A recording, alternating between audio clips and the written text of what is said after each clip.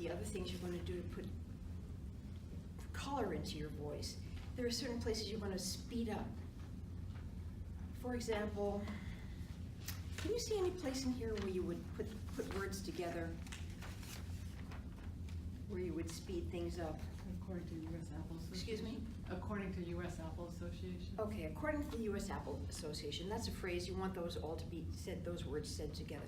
So you'll put a hyphen in between those words, so you know that you read those all together.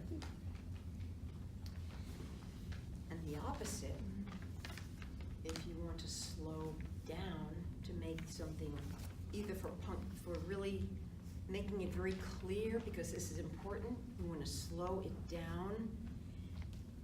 Also, if something is a tongue twister, for example, at the end of this story, it's an article, it says something about, oh, where's my copy? It says something about the Red Delicious.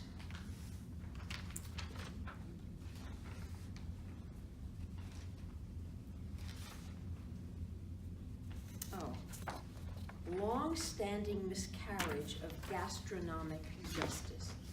That is something that is hard to say. And another example, by the way, of how different writing is from speaking.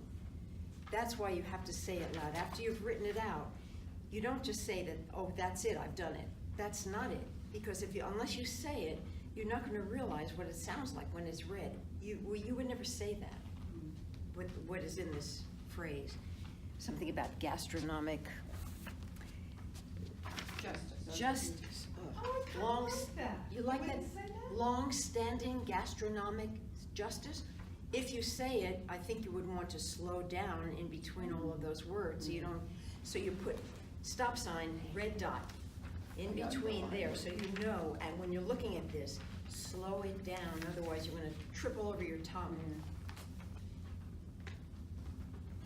Now, if you want sometimes you want the tone of your voice, the inflections to go up, to add variety to your voice. Sometimes you want it to go down. I think women should use more going down. You want to sound more, right? Authoritative. Sound more authoritative. If the tone of your voice goes down. So you put the arrow going down. And now you can read this with great film. Doris, would you like to read it for us? One sentence, anything? Okay, now if my voice cracks, that's thyroid, it's not me. Oh, okay. Okay. The Red Delicious will soon be deposed from its long reign as the nation's most popular apple, according to the United States Apple Association. And the news has been greeted with almost universal glee. Critics have long scorned the Red Delicious, first introduced in 1880 as tasteless, mushy, and bland, unlike the crunchy tart Gala that is poised to seize the top slot in the United States production this year. For many, the demise of the king of apples redresses a gross and long-standing miscarriage of gastronomic justice.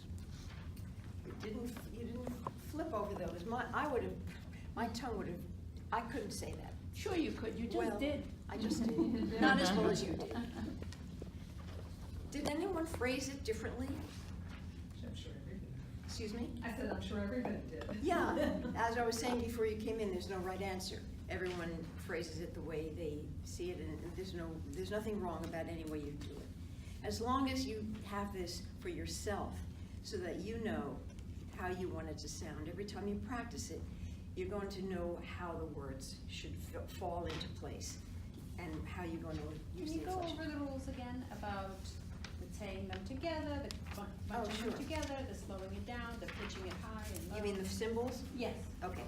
If you want to say things all together and close together, and you want the words to group together, you're going to put little hyphens in between those words. Okay. That groups them together.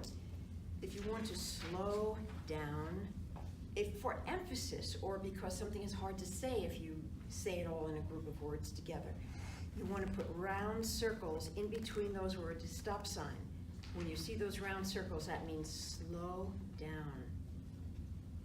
And if you want the tone of your voice to rise at the end or at any point, you have an arrow going up. And if you want your voice to go down, arrows going down. You know the part about pausing? If there's going to be a pause, the slash after the word you want to pause, and an underline under words you want to punch out and really make stand out.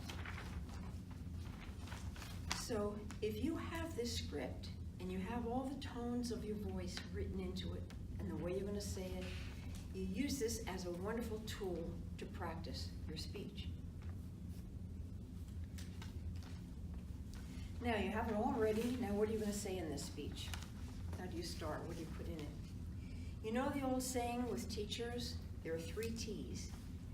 Tell them what you're going to tell them. Did you learn this as teachers? Then tell it to them. Then tell them what you told them. You've given them 3 opportunities to hear what you're saying, because we're all very interested in what you're saying, of course, but our attention goes in and out. Yeah, that's very interesting. Oh my God, what am I going to wear tonight? Oh, I can bring that coat. That's the way our minds work. We go in and out. So you give them 3 opportunities to make sure they understand what you're saying. Tell them what you're going to tell them, tell it to them, tell them what you told them. Now, nerves. People say, I get very nervous when I get up to speak. What does it mean to be nervous? You have adrenaline rushing through your body. Adrenaline is pushing you to move and do something. Don't try to hold it back and try to control it, because that's not natural and that's not what your body is getting you ready to do. Your body wants you to move and do something. Be active. It'll give energy to the way you speak, your voice, your gestures. It'll be energize your face. You're going to be a whole different, very lively person, which is great. Much easier and more pleasant to listen to than just the very serious, controlled person not wanting to move. So don't do that. Let the adrenaline work for you. It does wonderful things. So you know about eye contact. It's very important to make eye contact. I'm going to show you a technique. It's been a little difficult to do in this room because we don't have large groups of people. But if you had a whole room, if you're speaking in front of a whole auditorium, and you want to make sure that everybody has eye contact with you, you imagine a little group of 3 people. You, her, and the one next to you. So first you look at Olga, and you say a few things to her, and you keep talking to her, and then you talk to Essie, and then you talk to Mr. Nobody over there, and you make eye contact with each of them. Then very naturally, you move around the room, and you talk to Ginger, and you talk to Doris, and you talk to another Mr. Nobody over there. And nobody thinks it's a technique. You just move around, then you talk to someone in the back, same thing, groups of 3, and everyone feels that you've contacted them personally, and no one feels that it's a technique. It just looks very natural, moving around the room, but the important thing is making eye contact with everyone in that room. It's always tempting. There's someone in every audience who's most interesting to talk to. She's the sweetest, nicest person. She smiles at you. She agrees and nods, agrees with everything you're saying. You just want to look at that wonderful person. You don't want to look at anybody else. I've had those people in the audience. I know what they're like. But that's not what you can do. You can't do that. You can't ignore everyone else in the room and just to look at this very sweet person. You have to pull yourself away and look at everybody. You've got to do it. The other thing that's very good when you're practicing is we live in a very humid environment. Did anyone notice? Does anyone's hair get a little weird sometimes? Very bad humid area. So sometimes if you're trying to feel a page, to turn the page, sometimes you just can't get hold of a page. So instead of doing that, you dog-ear the pages. That way you just take this and move it to the side. And when you're up to the next one, you just take it and move it to the side. It's so easy, and you never have to fumble with pages.